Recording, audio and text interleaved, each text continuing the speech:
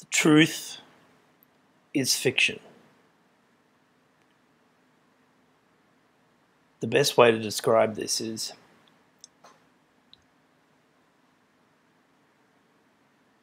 by using the analogy of film and storytelling of Hollywood. I have always loved movies. I've been a fan of cinema for all of my life.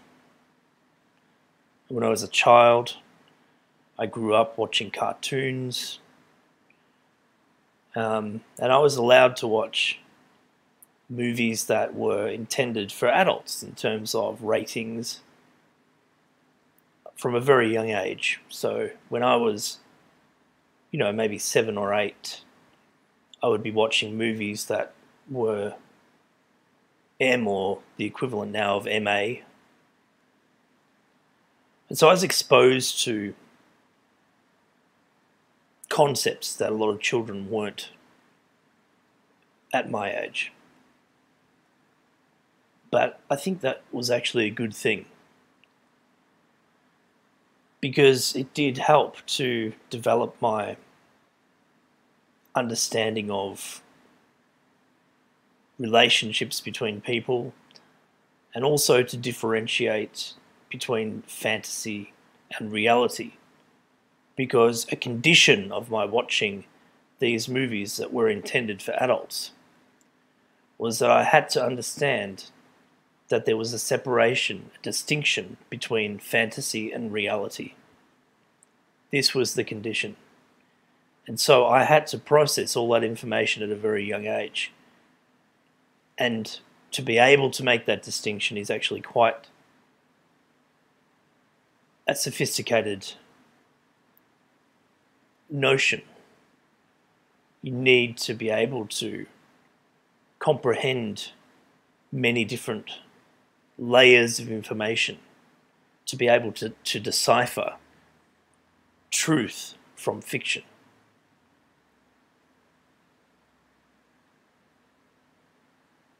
And so as I grew up and had more life experiences,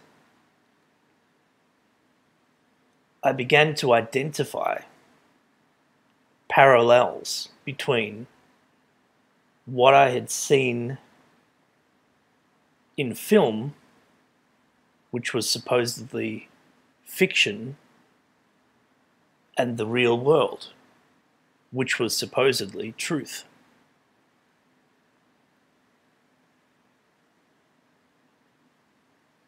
What I learned is that the truth is portrayed as fiction by Hollywood all the time. But people who live in the mainstream world cannot identify the difference or the similarity in the content between what's on the screen and what they're experiencing in their real lives. Having been exposed to this content from such a young age, I had an advantage. Most people don't have that advantage.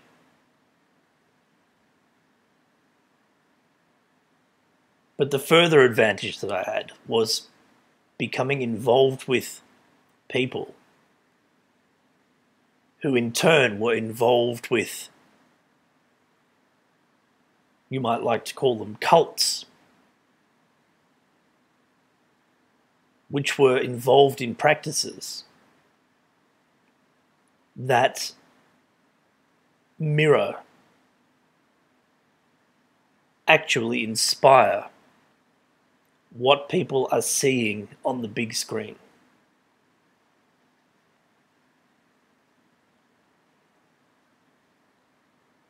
If you present something as a work of fiction,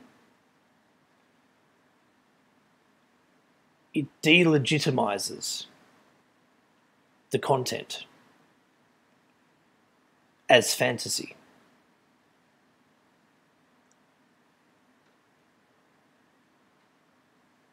But there will come a day when humankind realizes, becomes aware, awakens to the fact that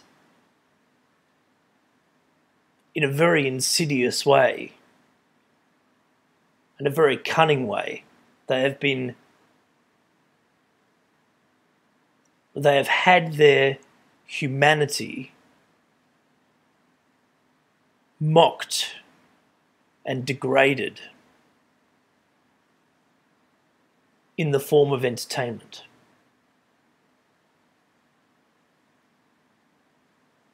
For so long. I hope, as part of this awakening that is occurring now, people realize the extent of this degradation.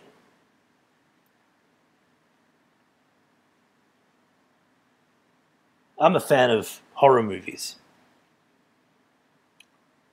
and I always have been. And one series of films that I enjoy, I think are quite creative, is the VHS series of horror films. Different directors direct various segments similarly to the way that The Twilight Zone was constructed. But I just saw the latest installment of VHS Viral. And for the most part, it's just ridiculous, fun horror. So grotesque and over the top that nobody could take it seriously in their right minds. And so when people watch this content, their critical part of their brains switches off.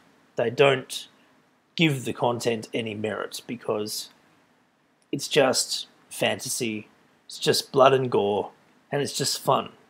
It's just something to watch to pass the time. But it's more than that. Because in this particular show, one segment in particular was reminiscent of the world that we are living in now. The segment involved a person who had crossed over into a parallel dimension or a parallel universe, which essentially was hell. And there was one scene where he is outside and he looks up into the sky because there are these bright lights shining down and this disturbing, authoritative noise coming from loudspeakers. And it is a blimp cruising over the city. And on the blimp is an inverted cross, lit up in neon. And if you remember, some years ago in Tasmania, there was a festival, the Mona Festival. And as part of the festival, inverted neon crosses, crucifixes, were installed all across the city in the name of art. A reality equivalent to that is, in the very long term, where these groups wish to take humanity. And so within these works of fiction, there is truth. And the truth is that the people or the things, creatures, whatever you want to call them, who control this planet want to transform society into a reality, and the planet and the environment into a reality that is equivalent to our notions of hell. And that is no exaggeration. Why am I so convinced of this? Because to any critical thinker, they would dismiss any such notion. This is a pandemic. This is a lockdown for the protection of the community. How possibly could this be connected to any notion of a global transformation into a reality that is akin to a fantastical horror film? Well, Hollywood shows you, and it tricks you into dismissing this content because everything surrounding the truth in these films is so ridiculous that you could not possibly believe it. But the elements of truth that are embedded in the films is a form of worship and bragging and mockery for these people who are involved in these cults that operate within our society, who are involved in the production of these films on some level. It is their signature. It is their duty and their code to embed this information, this truth, within the fiction.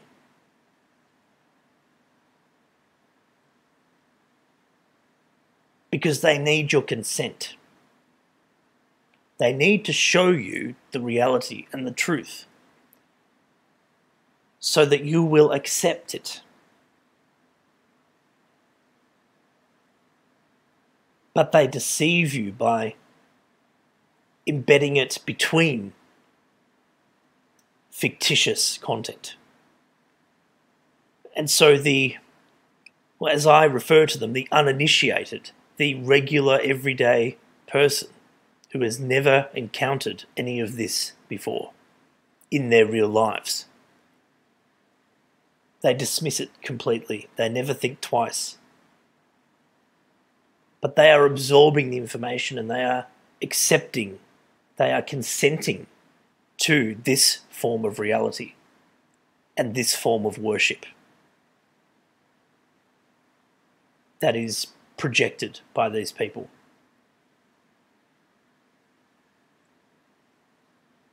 Years ago, I was at a music festival,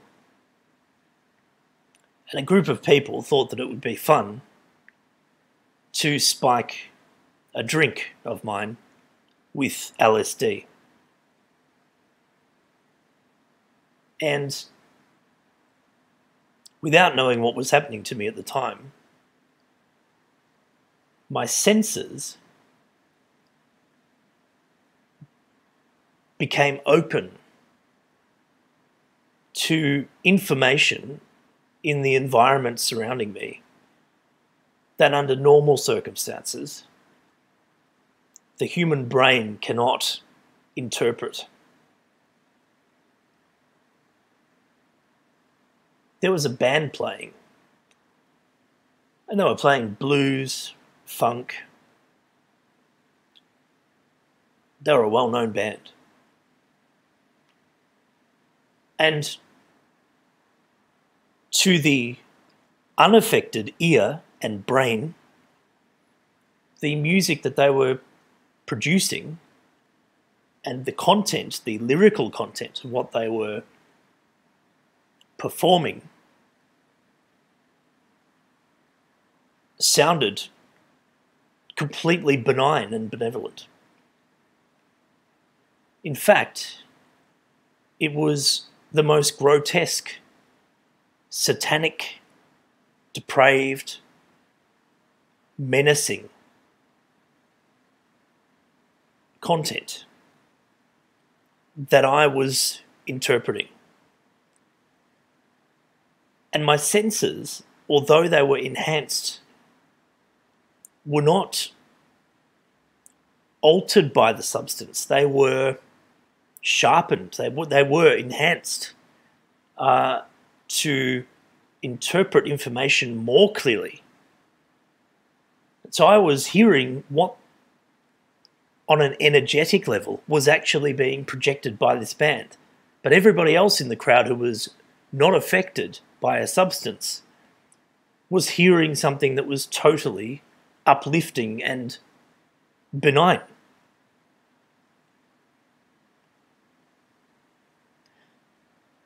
You know, during that experience, not only did I hear information that was otherwise inaccessible,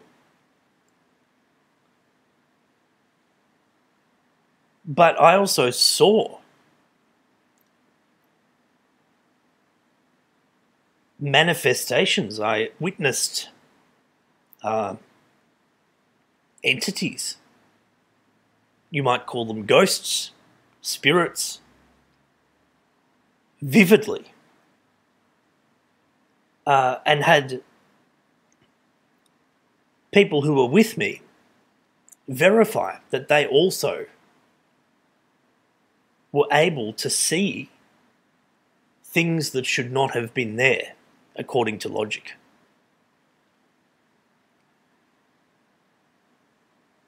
Because this information is always there. It's just that the language cannot be interpreted in its true form when parts of the brain are shut down. But the substance, something like LSD, will open parts of the brain to interpret this information and this language in its true, raw state. And it is the only way that I can describe it. It is the equivalent of a living hell. It is a celebration of depravity and degradation of the human spirit and the human condition. It is a mockery of goodness and purity. And it is all around us, all the time, under the surface. But most people never ever in their lifetimes go beneath the surface. They stay in their jobs. They are distracted by things that they think are very important at the time that are insignificant compared to what lies beneath. That is the deception. That is the trick of it all. It is just that our brains cannot interpret the information as it is presented. And so what you are hearing when you watch the news, when you watch CNN, when you watch all of these mainstream media broadcasts, they are spewing this negative abomination into your ears and your eyes, into your consciousness, without you even knowing it. And films like VHS and these horror movies that Hollywood concocts are nonsense for the most part, but in between the nonsense there is truth. But all of it is designed to mock you, to ridicule you, to make you as a human being worthless. The image of Jesus Christ on the cross is in fact a mockery. It is in fact a grotesque depiction of the body, of his body. It is a celebration of his death to these groups. And whether you believe that Jesus was a living man or not. It is a mockery and a degradation of what he stood for, what his words represented, or what the words of whoever wrote the Bible represents, which is goodness. It is about integrity, and it is about decency. I'm not a religious person, but I don't dismiss that text or any similar text as being worthless, because a lot of people obtain value and hope and encouragement and strength in their lives from the Bible. So who am I to dismiss that? But I have been associated with people in the past who take delight in mocking the Bible. They will read passages in jest. They will burn copies and tear them during parties for fun.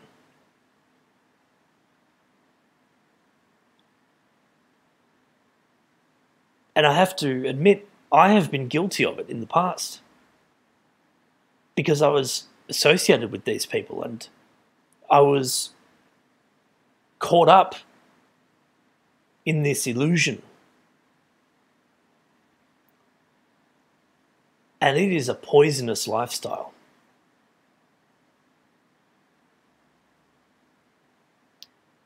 It consumes individuals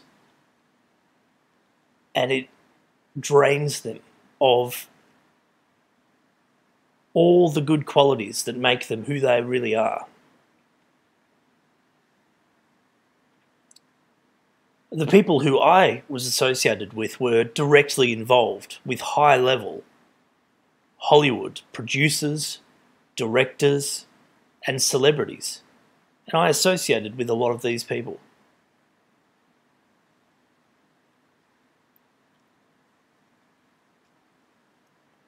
I can't name the people, but I can tell you that you will know who they are. And I can tell you that those people are involved in these cults, if that's what you want to call them.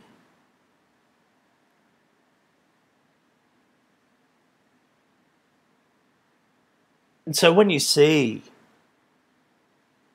celebrities on screen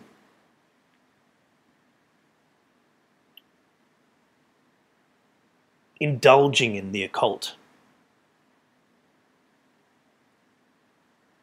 involved in spells and witchcraft and summoning demons and black magic, seances, well, I can tell you for a fact that these are not children's stories. These are not fairy tales. This is not fiction. These people, and many times those celebrities that you are seeing on the big screen portraying characters who are involved in these activities, are in fact involved in these activities in the real world themselves. I have seen it. I have been in the room when these things have occurred.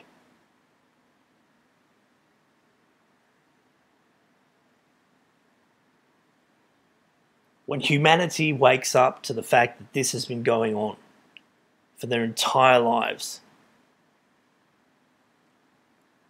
people will not be able to accept this reality.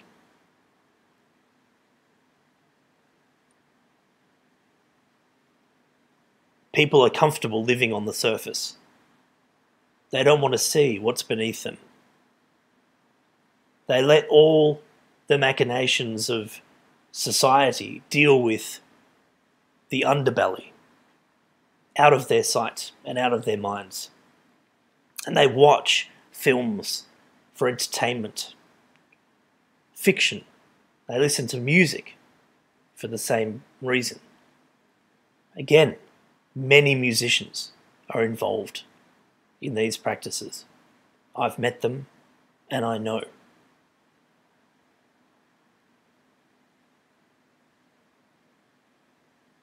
Because it gives power to a force that these people believe empowers them. And so they have to broadcast it.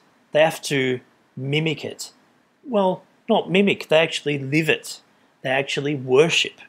But they worship in plain sight, on film and on records. People watch and they listen, and they are participating in the worship without even knowing it.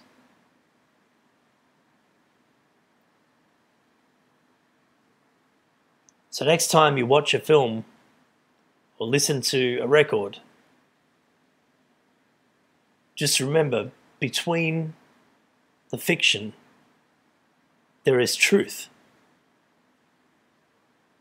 And you need to learn how to interpret it, how to detect it,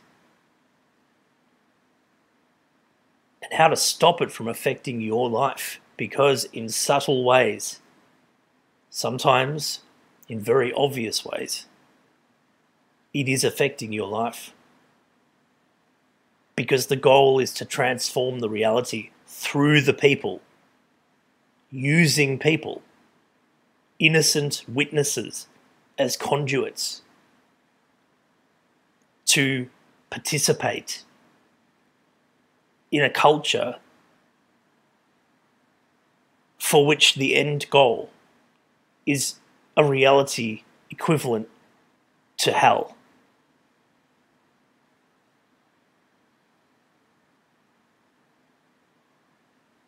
And you may dismiss this as fiction, everything that I'm saying. But I wouldn't be saying it